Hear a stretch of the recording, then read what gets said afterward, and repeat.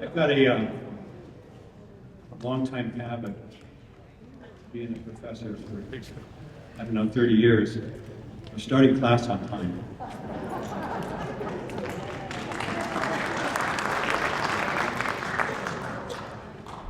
But it's great to see how many folks are coming out today. I've walked around and met a number of you folks in person. I really appreciate, we all appreciate you being here today to learn more about where we are in this struggle, this fight to stop what's being planned just to the east of us. The threats to groundwater, aquifers, and neighborhood wells are real. Before we start, I want to introduce Paige Humphrey. She's our Scenic Santa Ritas outreach coordinator. She put this show together.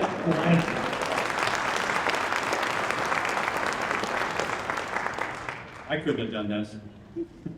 Thanks, Paige. My name is Thomas Nelson, and I'm proud to serve as the president of Save the Scenic Santa Ritas. You may be familiar with our organization, commonly referred to as SSSR. I'm going to read this because my eyes, I'm missing lens. We've been in existence since 1996, when it became clear that emerging corporate industrial mining projects were slated for development in the Santa Rita Mountains. We're not a political organization. In fact, historically, the board of directors in SSSR have represented Republicans, Democrats, Independents. What brings us together is our common ground, brings us together on our common ground is our passion and commitment for conserving the natural ecosystems, indigenous sacred sites, and serving as stewards of the land, and advocates for clean air and clean water for citizens in Pima County. Save the Scenic Santa Ritas was specifically formed, to protect and conserve one of the most biologically diverse regions in North America. As you all know, the Santa Rita Mountains are one of the Madrian Sky Islands in southeast Arizona. This is a place unlike anywhere in the world, and we get to live here. Like all of you, I look out my windows at this glorious mountain range. We drive through it, around it, we hike, we bike, with many trails, bird watch, and spend time marveling at its natural beauty of this place. The Santa Ritas provide us with opportunities to enhance our mental, physical, and spiritual health. All too often, we find it most troubling to think that the Santa Rita mountain range could soon be destroyed, along with its rich biological diversity, its already threatened animal and plant species, and its cultural heritage. Destroyed for profit by a foreign mining company who has virtually no allegiance or respect for the place and the community in which we live. We're all too easily swayed by slick advertising and corporate extraction industries, promises of high-paying jobs, economic prosperity, in the guise of pretending to be good neighbors. Please make sure you pick up a copy of the Powers Economic Report that we had commissioned. There'll be copies either at the door in the back on your way out or at the table when you come back in.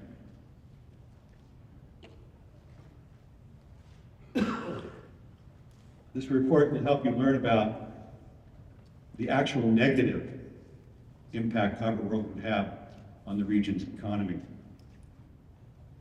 Hudbay Mining Company plans to literally tear down the northern Santa Rita Mountains and dig enormous pits in the ground, the biggest of which would span a distance of over 1.5 miles in diameter and 3,000 feet deep,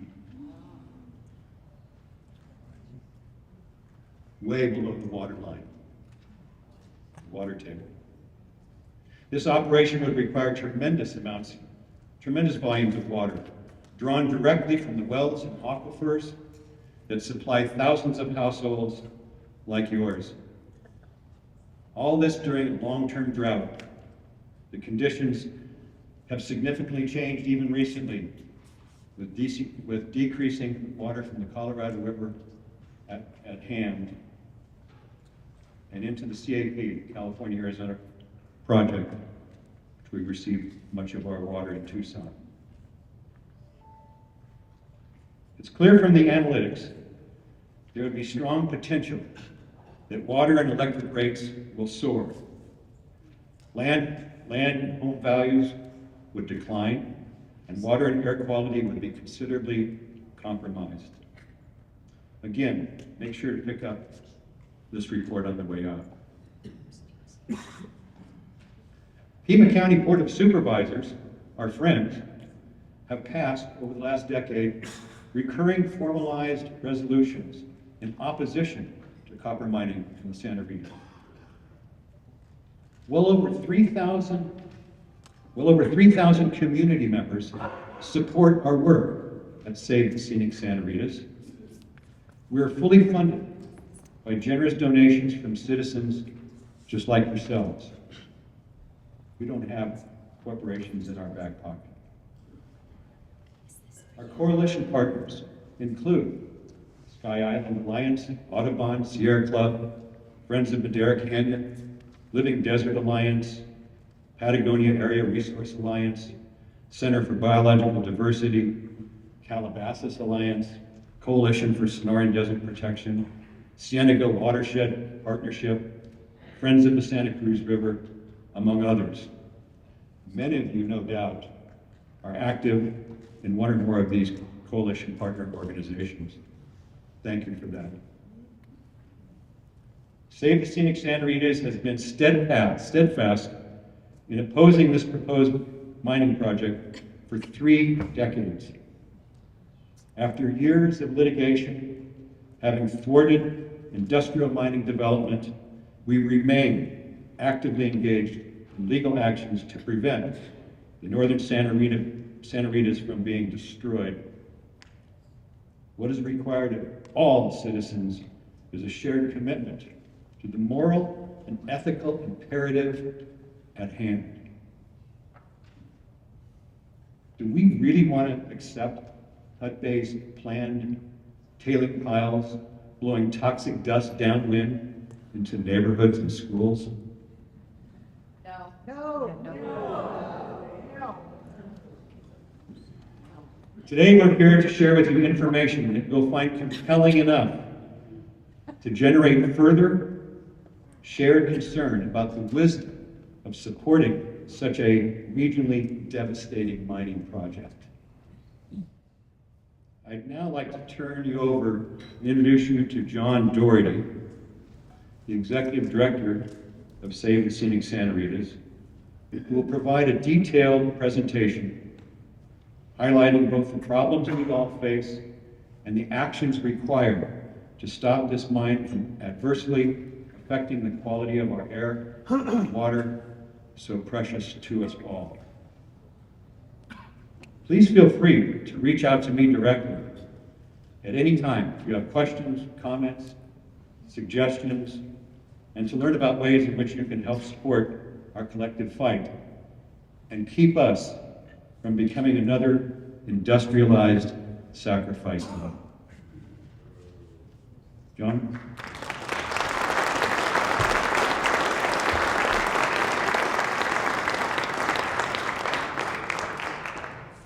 Good morning, everyone, or afternoon, and thank you so much for taking time out on your Saturday to come down here and join us in this very important gathering.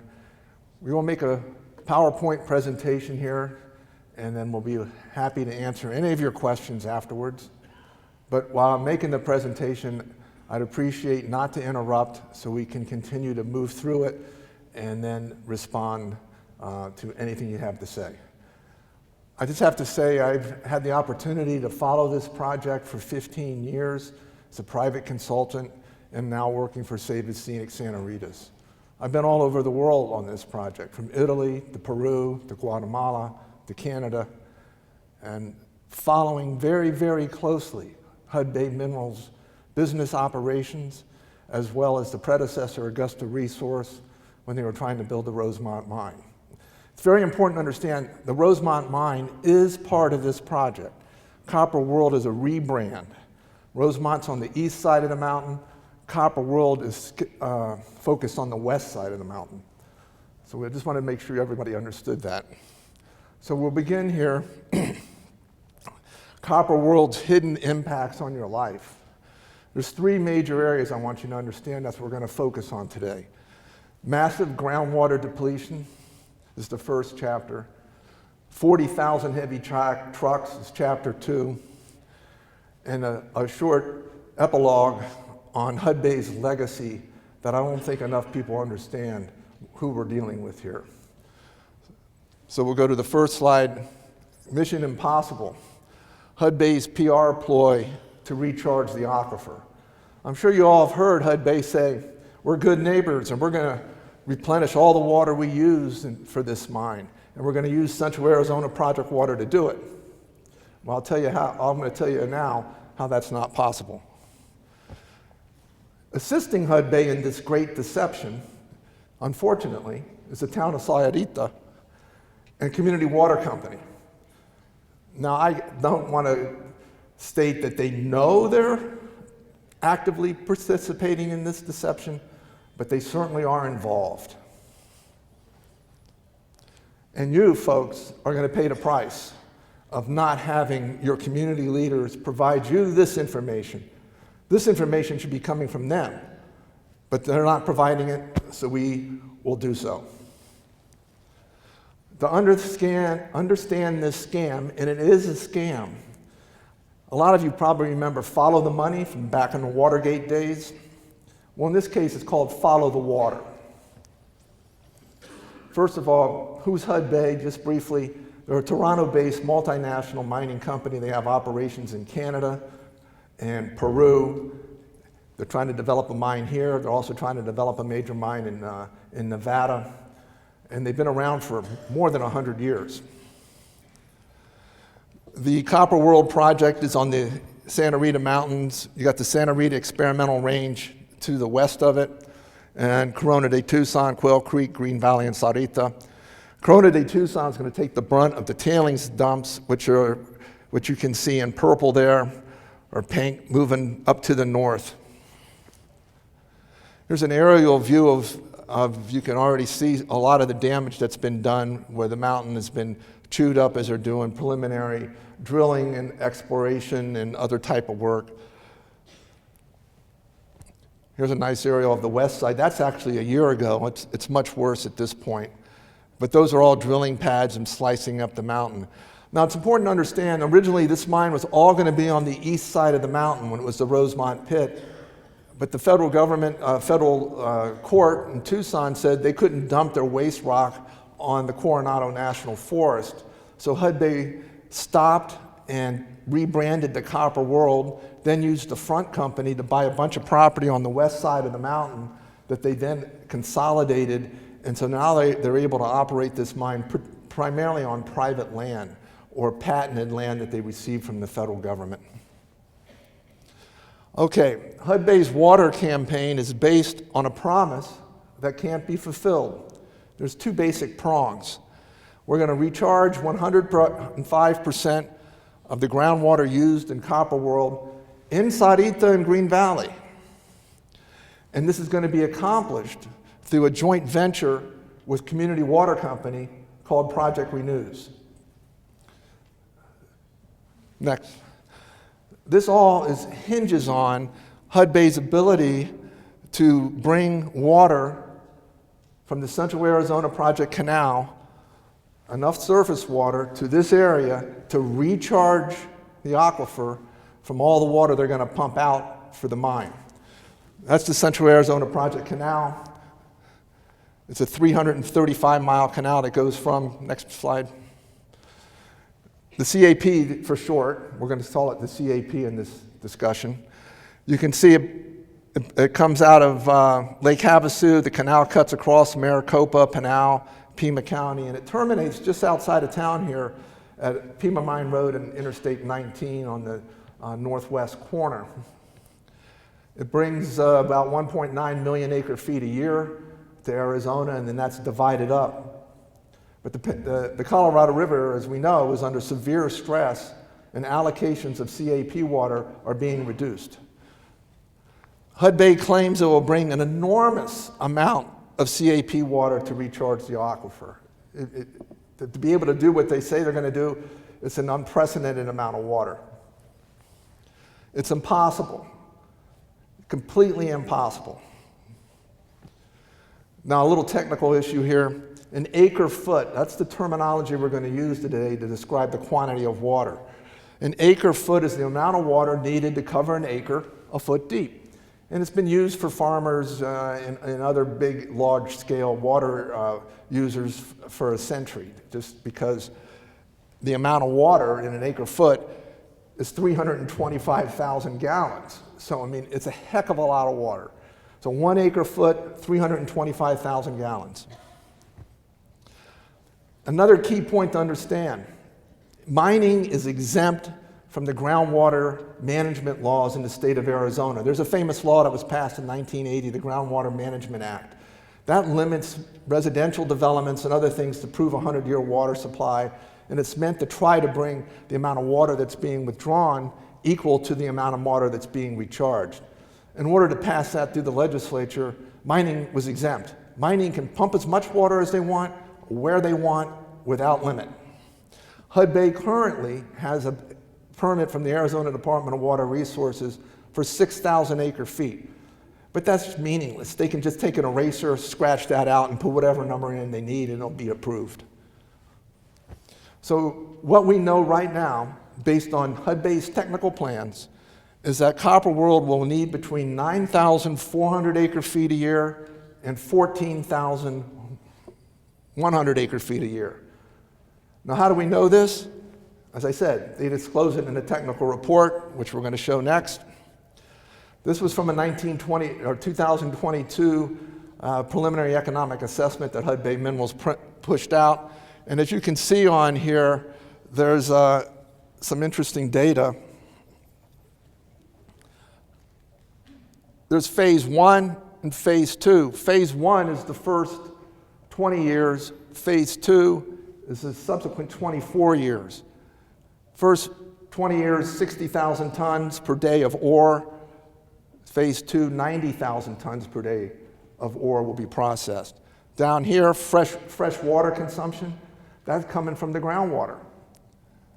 140 gallons of fresh water per ton of ore, 60,000 tons per day. It's about 9 million gallons a day in phase 1. Phase 2 gets bigger, goes to 90,000 tons per day, still 140 gallons per ton. So just simple math, the groundwater consumption for this mine, the first 20 years is 188,000 acre feet of water over the first 20 years. That's like 60 billion gallons of water. Phase 2, when they're going to really expand the operation and really focus on the east side of the mountain, it'll go up to 338,000 acre feet at the end of that second phase of 24 years. Total groundwater consumption, 44 years, 526,400 acre feet of water. It's a mind-blowing amount of water. How much water is Hudbay set aside to compensate for 526,000 acre feet of water? 47,810. You can see right there, it doesn't add up, correct? Next. Hudbay has stored, to date, only 9% of the water that this mine would use over the life of the mine, 9%. Again, their promise is to replenish 105% of what they use. And we're not making these numbers up. These numbers came from the state agency that sells CAP water to everybody in the state. It's called the Central Arizona Water Conservation District. And this is the data that we compiled from the information they provided us. You can see a lot of it was purchased back in 2007 to 2009. The bulk of it was right there. Hudbay bought the mine in 2014. This is all the water that they've been able to purchase from the CAP. Next slide. And nearly all of the cap water that's been purchased to date has been stored in Marana. There's a big recharge facility up there where the people will take CAP water, put it in these big ponds, and it will soak back in. It's usually, they'll put these things above river aquifers, so it'll recharge back in the aquifer. That's how they store the water. They take the surface, put it on ponds, and it soaks in. So of that 47,000 acre feet, 46,000 is at the Lower Santa Cruz Recharge Project in Marana. That's 40 miles from here. It has no bearing whatsoever on recharging the water in your neighborhoods in Sahuarita and Green Valley. Next slide. Hudbay's only stored 1,683 acre feet at the Pima Mine Road Recharge Facility north of Sahuarita. It is just north of Pima Mine Road near Old Nogales Highway. That's where that recharge facility is. So they've stored 1,600 acre feet. They're going to use 500,000. Hudbay has stored less than 0.5% of the groundwater it will pump over 44 years at the Pima Mine Road facility. Again, they're saying they're going to charge 105% of the water they're using, 0.5%. Next. So when was this water purchased? This is very important. The 45,000 acre feet of the 47,000 acre feet of CAP water was purchased by Rosemont Copper between 2007 and 2009. At that point, the Colorado River was starting to get the impacts of the drought, but it still had surplus water. And so people could go in and buy the surplus water and run it through the canal and store it. And that's what Rosemont Copper did, 45,000 acre feet. Since Hudbay purchased the mine in 2014, they've purchased a whopping 2,810 acre feet. That's it. Now, this purchase of the 2,810 acre feet was done by a groundwater agreement that Hudbay signed, a 10-year agreement, just 10 years, with the CAP for 1,124 acre feet a year. They received that full amount in 2022, no water in 2023, and they've only received 860 acre feet in 24 and again in 25. We'll see what they get this year, but we know future CAP allocations are in serious doubt, particularly for low priority water, which this is. This is not at the top tier of CAP's allocation list. It's called non-Indian ag, but basically it's one of the lowest levels of priority water. So Hudbay's at the end of the line. I know you all have heard about the crisis on the Colorado River. Tony Davis from the Daily Star had his very important story just last week that it's pretty clear that the worst outcomes on the Colorado River are very likely to be the outcomes. How much water is going to be coming down the river is in question, and how much water a low priority user such as Hudbay will receive. You know, they're at the back of the line. So again, groundwater. Hudbay's promise to recharge 105% of the groundwater it will use beneath Sahuarita and Green Valley doesn't add up. $526 to build the mine or operate the mine, $1,683 stored to date. Future availability of CAP water unknown, but sharp reductions are expected. Copper World will accelerate the groundwater depletion in this area. There is no question about it. Declining water tables will increase the cost of electricity to pump, requires utility companies to install new wells. Those costs are going to be passed on to you. There's no way around it. And I want you to understand something. There's been a lot of news about data centers. Data centers are chump change compared to a copper mine. Nothing. Everybody's all worked up about Project Blue, and I agree that's a major use of water for the city of Tucson. But this is 5 times as much water as Project Blue. And the town of Sahuarita, I'm sorry to say, is facilitating this big lie. Because has the town of Sahuarita told you any of this information? Have they? No. They don't want to know. But they got a very important agreement with Hudbay. In 2013, the town signed an agreement. It's called the Right-of-Way Encroachment Agreement with Rosemont Copper. Rosemont owned it up until 2014. And this agreement has a couple key provisions that impact everyone's lives here. The most important provision, well, there's 2 important provisions. I don't want to say that this is the most important. This is level 1. Okay, these are Hudbay's 3 primary production wells. Here's Sahuarita Road, 3 primary production wells. This is East Davis Road. You know, they got a bunch of RVs stored out there. This is the Santa Rita Road right here. The agreement allows Hudbay to install an underground water pipeline that will allow Hudbay to move their water, the well water that they produce here, into the pipeline and send it out to the mine, okay? Each one of these wells is permitted right now to pump 1,500 acre-feet a year. But as I said earlier, they can pump as much water as they want.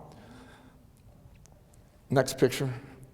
Hudbay also has a 4th production well that's southwest of Sahuarita Highlands. And basically, the pipeline's going to run down along Santa Rita Road, and then it's going to cut south down here, pick up this site, cut back over to Santa Rita Road, and head out to the mine. The right-of-way agreement requires Hudbay to recharge 105% of the groundwater it uses with CAP water into the aquifer beneath Green Valley in Sahuarita. And this is the boundary. So the water's got to be recharged right in here. All this water's got to be recharged right in here. The Pima Mine Road recharge facility, I don't think is within that circle. It's right here. You can't really tell because this map is, not very, very accurate, but we'll give them the benefit of the doubt and say the Pima Mine Road recharge facility, where they got a whole whopping 1,600 acre-feet stored, would be included in this effort to try to recharge this aquifer with 105% of the groundwater it uses. Remember, Copper World only has 1,683 acre-feet at the Pima Mine Road recharge facility north of town. I'm going to hammer this again. Groundwater pumped over the next 20 years, 188,000 acre-feet. The subsequent would bring it up to 526,400 over 44. The amount of CAP water right now in Sahuarita, 1,683 acre-feet. That doesn't sound like they're on a pathway to recharge 105%, or even a fraction. If Hudbay can't meet its 105% obligation under this right-of-way agreement, then the pipeline right-of-way agreement should be revoked. Why should the town of Sahuarita say, okay, we'll give you a right-of-way to install a pipeline that's going to allow these wells to deplete our aquifer when there's there's no chance that you can fulfill your side of the agreement, right? It's not a fair deal. Sahuarita doesn't want to hear about it. They're taking a hands-off approach. And in fact, the city attorney, John Palladini, told the town council Monday night at the town council meeting, which I attended, and invited the whole council to come. I don't know if anybody did, that the annual recharge reporting requirement has not started. So the town of Sahuarita is saying, we're going to ignore everything that's happened to date, which clearly shows the water stored in Marana. They've only stored 1,600 acre-feet here, and they have no chance of ever replenishing the groundwater they're going to pump. Again, they're going to pump 9,000 acre-feet a year. And here's what he said.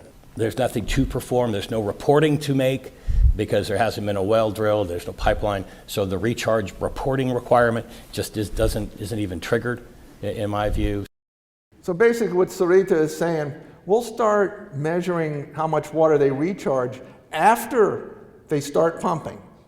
So say, go ahead, put the pipeline in, go ahead, fire up your pumps, go ahead and we'll measure after the fact, even though there is no evidence whatsoever that's been presented by Hudbay or anyone else that they can fulfill the recharge pumping requirement even in the first year. So the town of Sahuarita is just sitting on their hands. They don't want to, bring Hudbay in for a hearing and say, hey, how are you guys going to do this? They don't want to hear about it. In fact, the town attorney is providing the town council misinformation on whether the wells have even been permitted.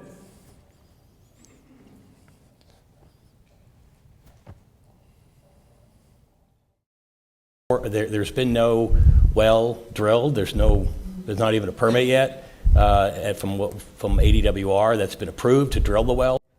What he said there is there's been no well drilled yet, and there's no permit that's even been issued by ADWR to drill the well. This is the town attorney telling the town council this on Monday night. Well, that's not true. ADWR issued Hudbay's 4 production well permits to drill November 1, 2024. I would say the town of Sahuarita is a little behind the curve. Again, because they don't want to know. They don't want to talk about it. Interestingly enough, the agreement protects the town of Sahuarita, because the town of Sahuarita has 1 production well and a couple monitoring wells. The agreement requires Hudbay to repair their wells if they're damaged by the groundwater pumping. But it doesn't say anything about repairing your wells or any of the community water company wells or other private wells that are operated by, there's a number of private water companies in this area, I think a half dozen or so. No protection for them, and no protection for hundreds and hundreds of private well owners who have their own wells in their backyard. I'll segue here for quickly 1 second. Rosemont entered into an agreement back in 2008 and 2009 that said they would indemnify private well owners from any damage that was caused by their groundwater pumping. And there were hundreds of people signed those well agreements. I don't know if anybody here did, but it was pretty well known. Most of it was east of the Sahuarita boundary in the unincorporated area. When Hudbay came in, they canceled those agreements. Next. So the citizens of Sahuarita stand to lose from Copper World's massive groundwater pumping.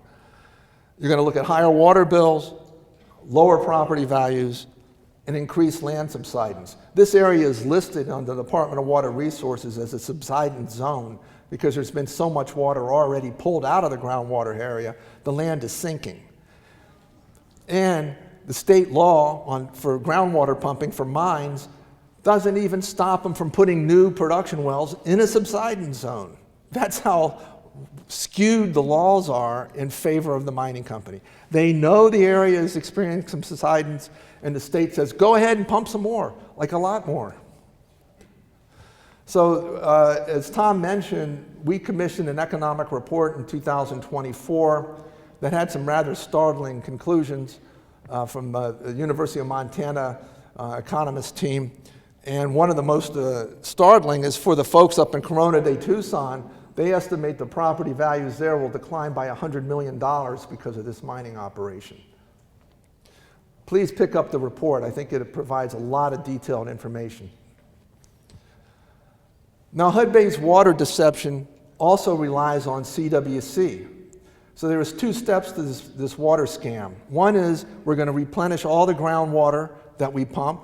We know they're going to pump hundreds of thousands of acre-feet of groundwater, and we know they only have 1,600 acre-feet in the area to recharge. So that doesn't work.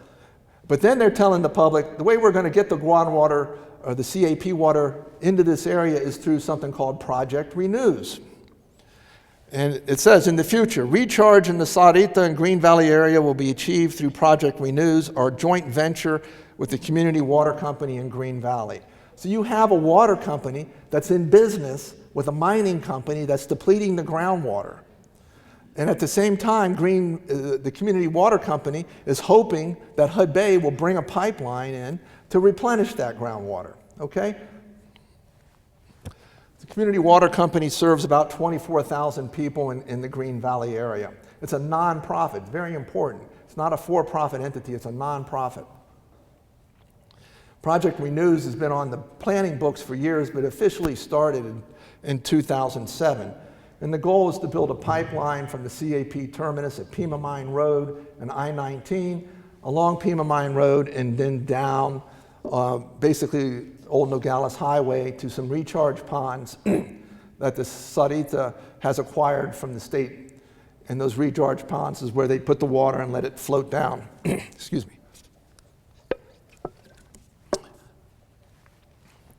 Hudbay promised to spend about $30 million to build this project years ago. But the project is stalled. It's only 20% complete, according to Hudbay. That's in their annual report last year. CWC told the Arizona Corporation Commission last year, we now project it to be completed in 2028, and that was when they were seeking a rate increase, which they got. But by 2028, given the situation on the Colorado River, how much CAP's water is going to be available to Green Valley? Green Valley has an allocation of about, I think it was about 2,800 acre feet. Whether they get that or not remains to be seen. I think it's very unlikely. It's increasingly uncertain that Project Renews will ever be built. So the two pillars of Hudbay's grand promise to you, there's not enough water anywhere, surface water from CAP, to come close to replenishing the mine, the water the mine's going to suck out of the aquifer, and the pipeline that they say they're going to bring in here, they haven't even bothered to finish, and the water that's available to go into that pipeline is going to be cut back. It's all a scam. CWC sponsored a community meeting in November to discuss groundwater conservation. You know, residential homeowners here in this area only use about 8% of the water. Most of it's used by mines. We sent flyers to everybody in the CWC service area, and some of you probably got those, saying, hey, why don't you ask CWC about Copper World's impact? I mean, you can save a little bit of water with a sprinkler head or a low flow shower or a low flow toilet or whatever. A little inky little bit of water, but Copper World's getting ready to come in here and pump the living daylights out of the aquifer. More than 150 people showed up for the meeting. TV stations were there. The line went outside the door. A lot of people couldn't get in. And we promised that we would hold a subsequent meeting, and that's why we're here today. In the meeting, which we didn't go into because we didn't want to take anybody's seat who was a CWC member who wanted to get in, but the TV station was there. It was pretty clear CWC did not want to talk about Copper World. That was the last thing they wanted to get into. Next. That's because there's an obvious conflict of interest. CWC has a duty to its nonprofit members to provide clean, reasonably cost water that's reliable and safe. But they've hooked their future to a mining company that's going to deplete the groundwater beneath the CWC service area, which is going to result in higher rates for CWC members. It's kind of a difficult position to be in. During the meeting, a gentleman asked Arturo Galbadon, the CWC general manager, do you support Copper World? It's kind of hard to hear that right at the beginning of the clip, but you'll hear the reaction. Do you support Copper World? Do I support? That has nothing to do with the price of anything, because you know what? You know what? No, it doesn't. Calm down, please, sir.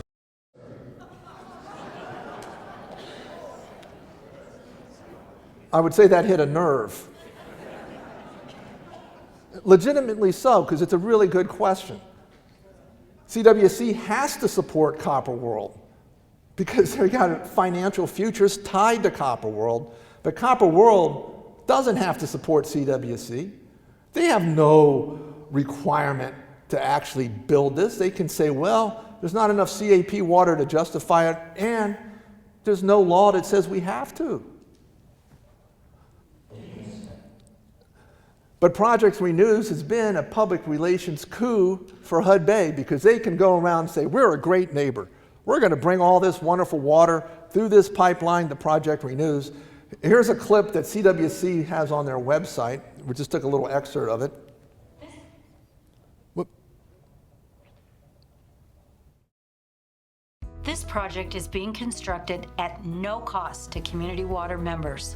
Hudbay Minerals, developer of the Copper World project, is funding construction. It's part of their commitment to Community Water Company to provide water recharge in the Green Valley Sahuarita area. Hudbay is proud to be addressing the issue of water pumping in our area as part of its development. That's a pretty nice little piece of promotion for a company that has not done anything to move this project forward in more than 10 years. Obviously, it remains to be seen if Project Renews is going to be built. Maybe they'll come up with it. And maybe they'll get the 2,585 acre feet of water a year coming down through that pipeline to CWC service area, to the Sahuarita replenishment basins. Maybe that'll happen. Okay, so say it does. 2,585 acre feet. It's less than 1/3 of the amount of water Hudbay will pump every year. So basically, it's meaningless. I mean, it helps, but it doesn't come anywhere near close to replenishing the aquifer for all the water they use, nor does it meet the requirement with the Sahuarita encroachment agreement of 105%. It can't happen. Sahuarita's got themselves in an agreement that can't be fulfilled, and community water companies got themselves in an agreement where Hudbay is getting great positive publicity and CWC is getting, squeezed in the middle. And you could see it by Mr. Gabaldon's reaction. It's a difficult position they put themselves in. The next chapter where I want to talk to you about is trucking through town. Now, this mine, as a little preface, is one of the largest copper mines, would be one of the largest in the country. Most major copper mines use a lot of rail to move materials in and out. A mining operation requires an immense amount of chemicals, explosives, and other materials to come into the mine every day, and finished copper that's in a raw state, it still needs to be smelted, but they come out. It's called copper concentrate. So materials come in, copper concentrate comes out.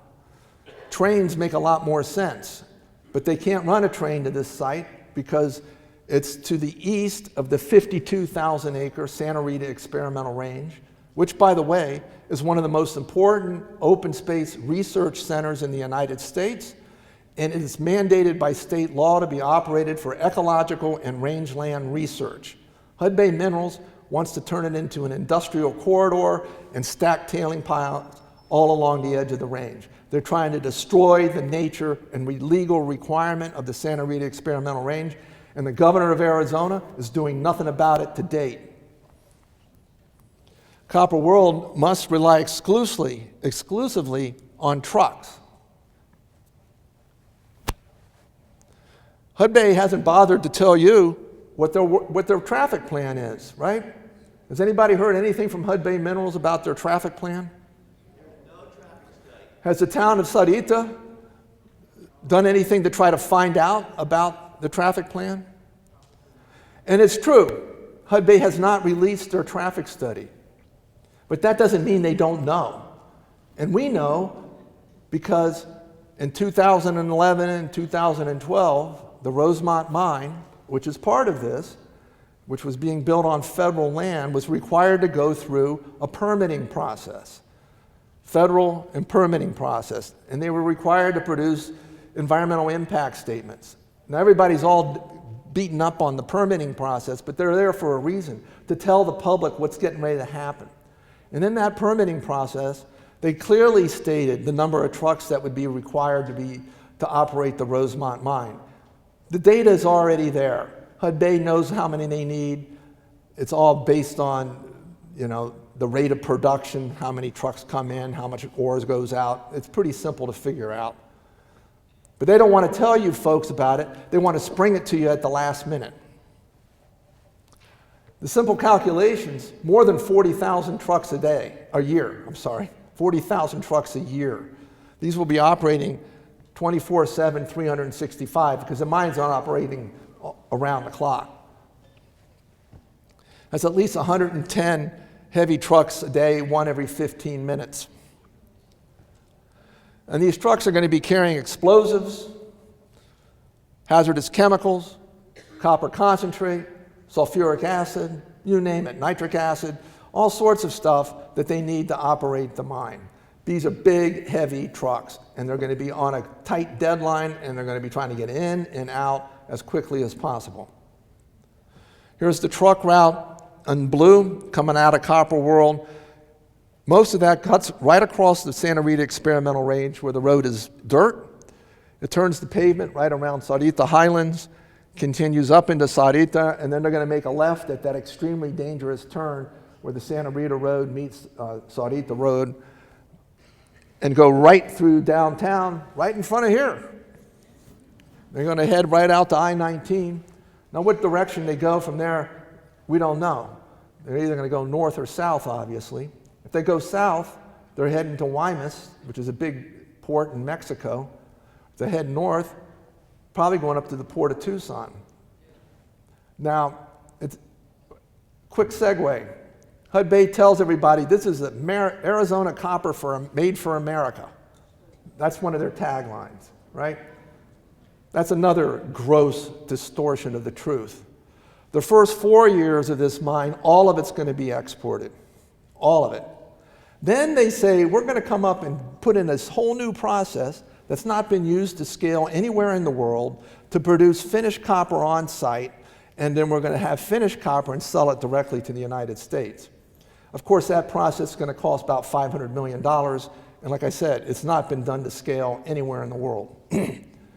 I suspect this is just part of their same marketing ploy about the water, because they're sensitive to the fact that they right now have to export the copper overseas. Why? There's only 2 copper smelters in the United States, one in Miami and one in Salt Lake City, and they're booked. There's no choice. 1/3 of the copper produced in the United States is already exported. Where does it go?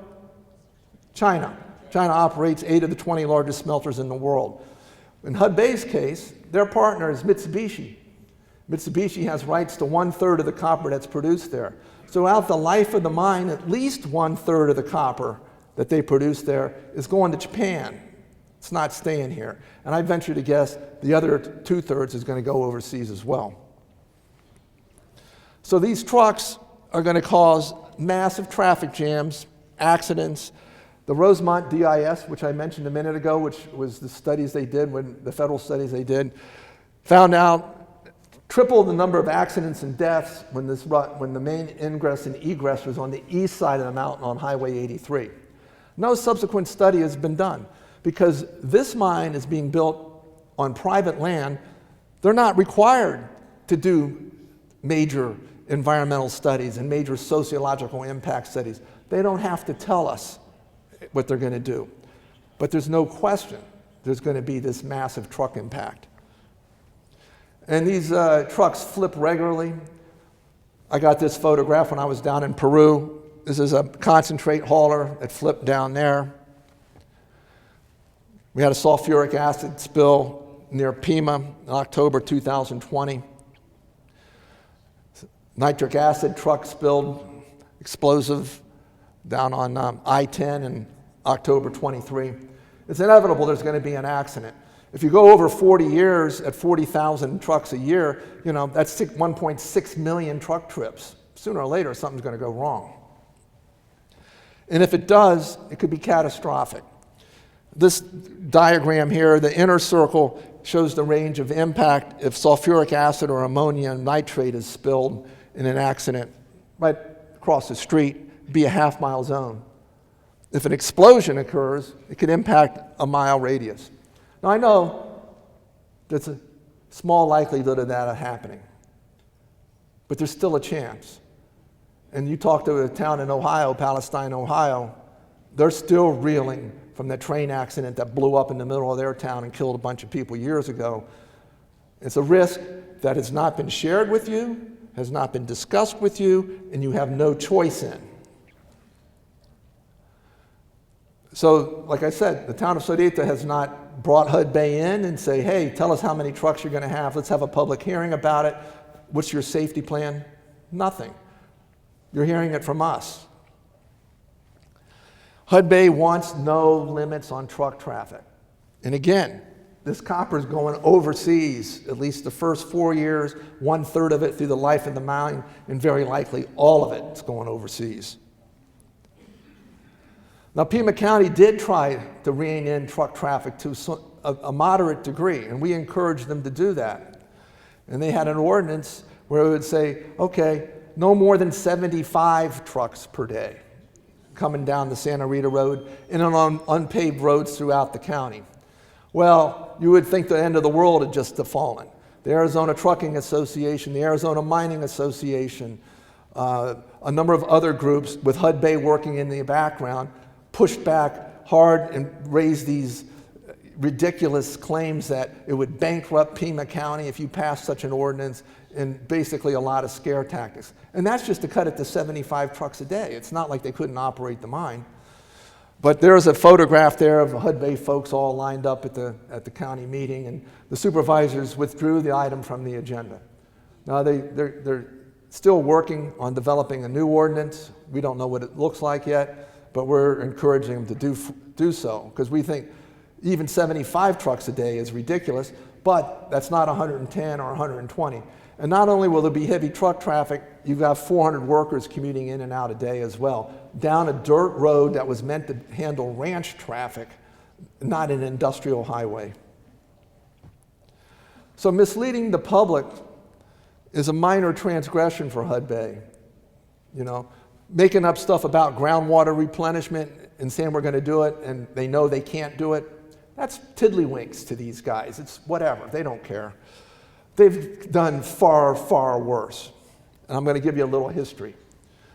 We're going to talk about it is a notorious legacy.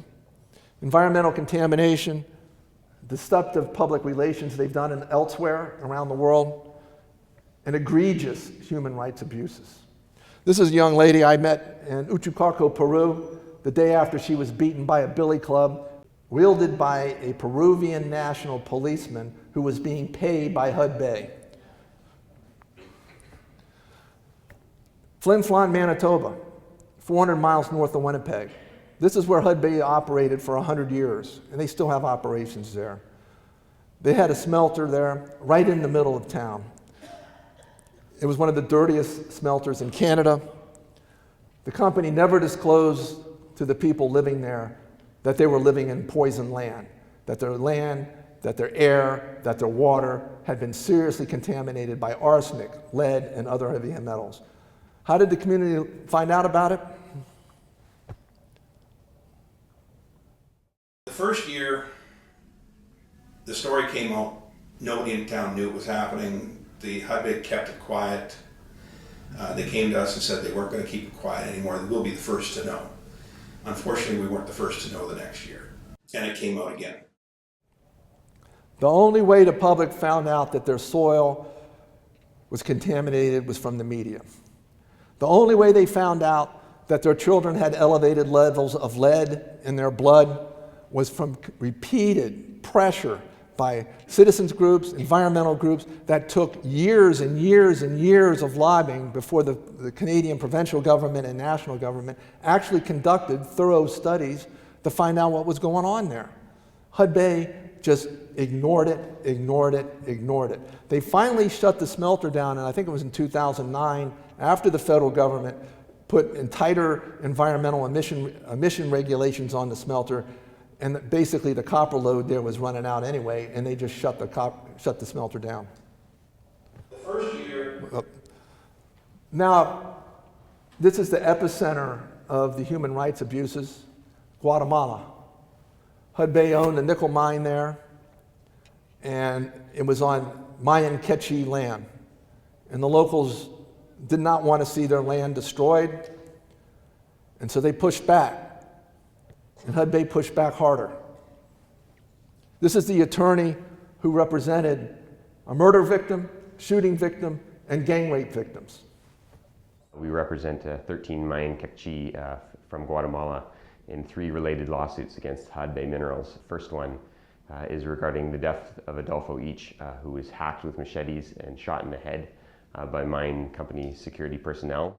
The second lawsuit is brought on behalf of Herman Chub, who's a young Guatemalan father. He was shot the same day as Adolfo Each, also by mine company's security personnel. The bullet tore through his shoulder and through his lung and smashed into his spine, and the bullet's still there today. You can see it on the x-rays. And he's paralyzed from about the chest down. And the third lawsuit is brought on behalf of 11 Kekchi women who were gang raped by mine security personnel during, and police and military during an eviction of their village in 2007 when the mine was owned by Sky Resources, which was later purchased by Hudbay Minerals. Hudbay assumed the rape allegations when it purchased the Phoenix mine, but the shooting death of Adolfo Each was conducted by a Hudbay security officer, and the shooting of Herman Chub was also done by a Hudbay security officer. Hudbay does what they always do, deny.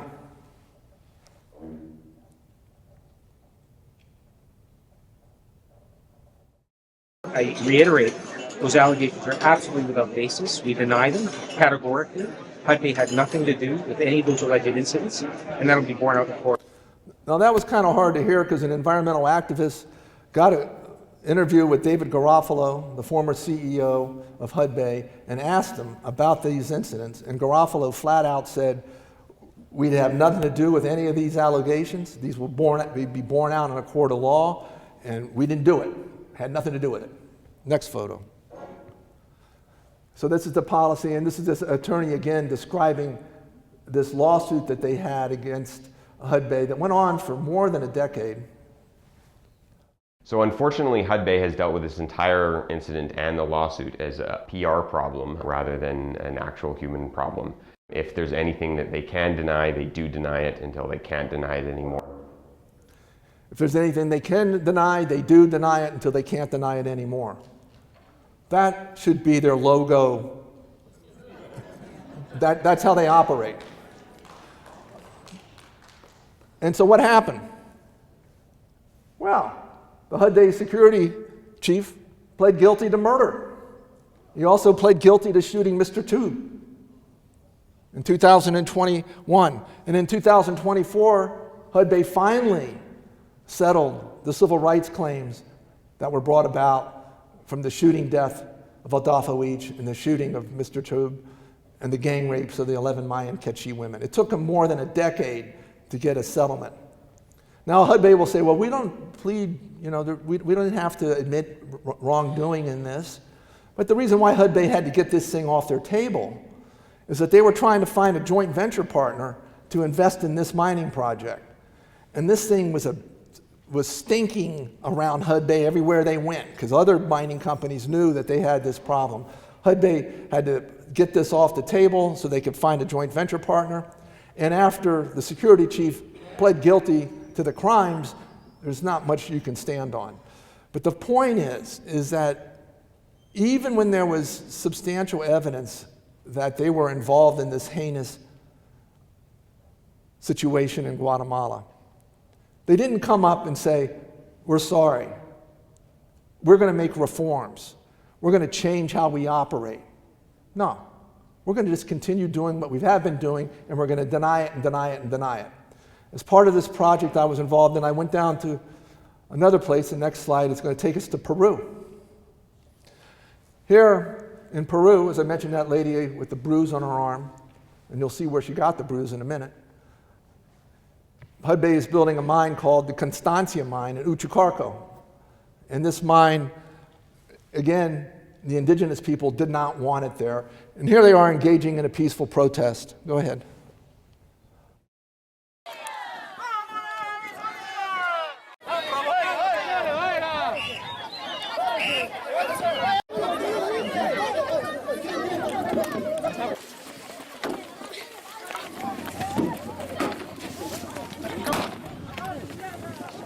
Nos está rodeando la policía.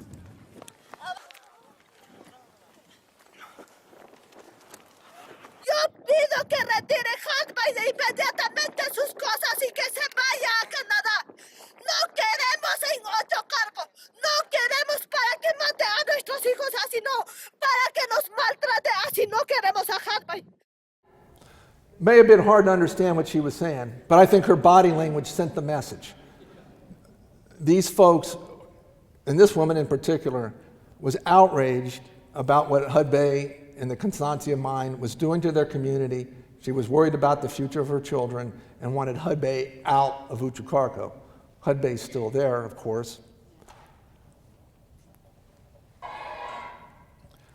And after this incident occurred, where that woman was beaten and they were tear gassed, Hudbay published in their annual report, 2014, there were no reports of human rights violations or violations of rights of indigenous people in 2014.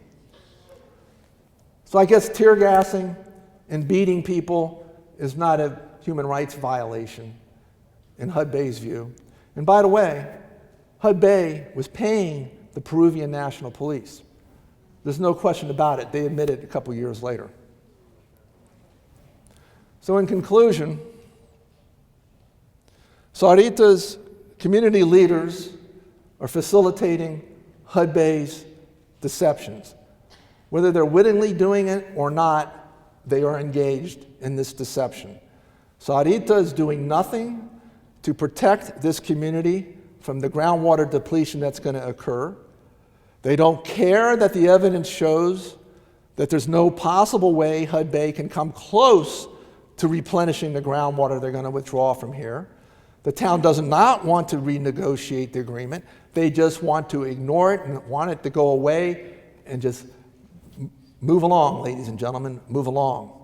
CWC is in an agreement where nothing has happened in a decade, and they're part of the patsy for Hudbay to say, we're bringing you water here through Project Renews, which hasn't been built and it probably won't be built, and if it is built, there's going to be hardly any water left. Massive groundwater depletion, no public hearings on the 40,000 trucks, and you do have a serious human rights issue with this company. This information is not new. It's been out there. It's on the media. A responsible town that's doing business with a major mining company might want to look about what's the history of these guys. Are these good guys or are they bad guys? Sarita doesn't care. The town of Sarita doesn't care. And you folks will bear the cost of this. Higher water bills, much more dangerous roads, lower property values, an unbelievable mountain destroyed.